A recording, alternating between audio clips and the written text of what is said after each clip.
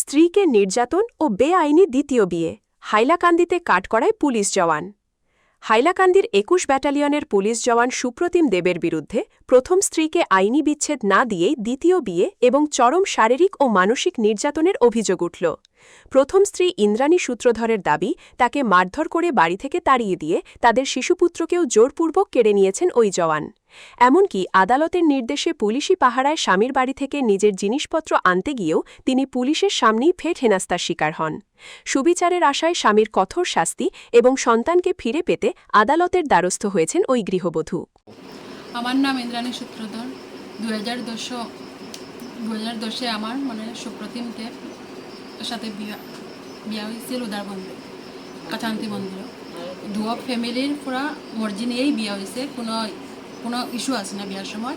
এরপরে বিয়া আমরা কাছান্তি মন্দিরে হয়েছে। এরপরে আমার বাবায় পাইকি দিছেন, যেখানে আমার শ্বশুরবাড়ির সব ফ্যামিলি আইছে, সম্মতি লইয়াও বিয়া হয়েছে। কোনো কেউ যেখানে অসম্মতি ছাড়া বিয়া হয়েছে না।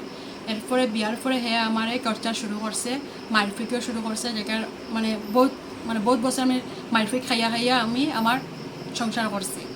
এরপরে 2025-এ সেপ্টেম্বরের আমি আগেই বুঝছি, 2025 থেকেও আমি বুঝছি যে একটা মেয়ের সাথে জড়িত আছেন প্রেমে। তখন তাকেও আমার ছোটোখাটো ঝগড়া শুরু হয়েছে তার সাথে। আর 2025-এ সেপ্টেম্বরের 3 তারিখ একটু বড় ধরনের একটা ঝগড়া শুরু হয়ে গেছে, যেখানে সকাল থেকে ঝগড়া করেই আমার মারেরই।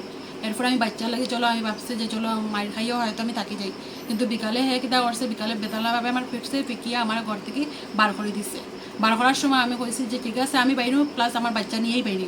তখন আমি জোর জবরদস্তি নিজে লইয়া আমার বাচ্চা লইয়া আমি বাইরে গেছি। বাইরে গিয়া আমি আমার ফ্রেন্ডের বাসাত গিয়ে উঠছি। উঠার পরে 3 দিন পরে কিতা করছে, আমার উপরে নজর রাখছে। নজর রাখার পরে আমি আমার ছেলেরে নিয়ে পার্কে যাইতে আসলাম। পার্কে গিয়ে পৌঁছছি না, পার্কে যাইতে আসলাম। যাওয়ার সময় আমার বাচ্চারে ওকে লইয়া গেছে।